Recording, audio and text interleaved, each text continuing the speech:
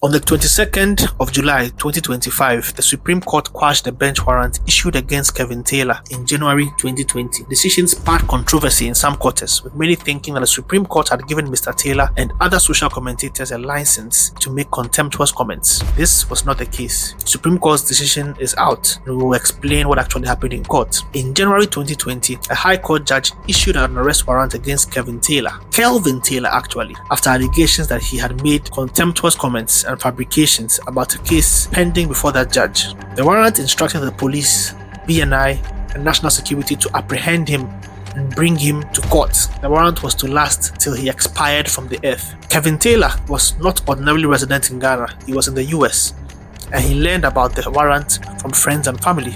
Every time the issue came up, he asked for a copy of the order, but no one had it. Given how frequently it was discussed, he hired a lawyer in April 2025 who spent about a month searching and finally obtained a copy. The order was actually made against Kelvin Taylor, not Kevin Taylor, but given the similarity and the family discussions involved, he reasonably believed referred to him. Kevin applied to the Supreme Court through his lawyers to quash the arrest warrant on two main grounds. First, the order to arrest him was made without giving him a chance to be heard, violating his right to due process and liberty. He expected an invitation to explain his side of the story first, but no such invitation was made. Second, executing the warrant would infringe his fundamental right to liberty. So his case was essentially about procedure and due process, no matter all of these ideals were followed when the warrant was issued. The Attorney General was served with the application, but he did not file a response, nor did he even appear in court. The Supreme Court noted this development with great regret, but still proceeded to hear the case. Kevin sought a Certiorari, which is essentially a quashing order, not concerned with the merits of the matter. It could be granted in circumstances where a breach of natural justice had occurred, especially where an adverse decision had been taken against someone without hearing their point of view. Using the principle from the seminal decision of Awuni and Wayek, the court illustrated that even where a student is caught cheating, a decision affecting them cannot be made without hearing their side of the story first. So if an examiner decides to expel the student without hearing him, that decision can't be quashed because the student's right to be heard was not exercised. A preliminary issue had to be addressed first. Mr. Taylor was bringing his application 5 years after the warrant was issued. Typically, such applications should be brought within 90 days of the event. Justice Gewu, who was the only dissenting judge, actually dissented purely on this point,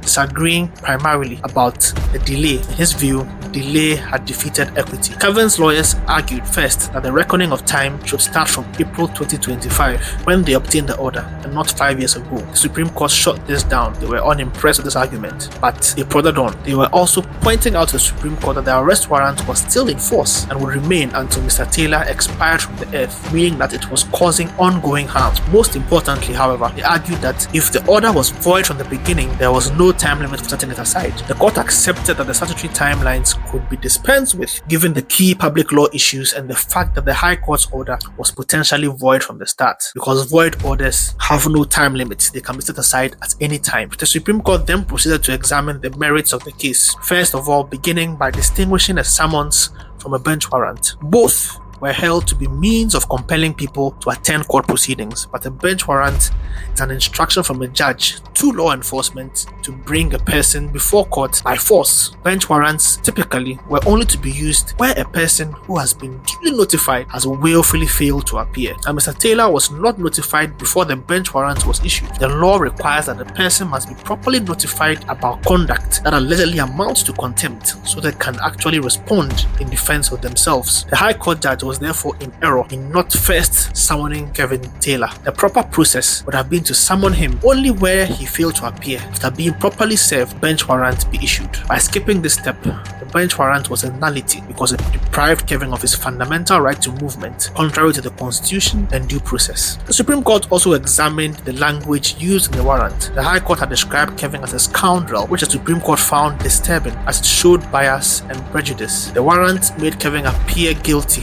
and to proving innocent, contradicting the presumption of innocence in Article 19(2)(c). Judges must handle issues without personal attacks or negative commentary that may indicate bias. Power to commit for contempt exists to maintain judicial dignity and should not be used in ways that are abrasive to the court itself. The Supreme Court used this case to establish clear practice direction for contempt proceedings. A summons must first be served on the alleged contemnor by the court registrar, asking them to appear and show cause why they should not be committed for contempt. The summons should simply demand appearance and not make any prejudicial comments. Only after someone fails to attend, after being properly served, can a bench warrant be issued. And even then, courts must evaluate whether the default was deliberate or due to special circumstances. The court suggested that when contempt occurs outside the courtroom, as was the case with Mr. Taylor, it was preferable for the Attorney General to bring proceedings rather than having the contemnor face the same judge they allegedly disparaged. The Supreme Court granted Kevin's application and quashed the arrest warrant,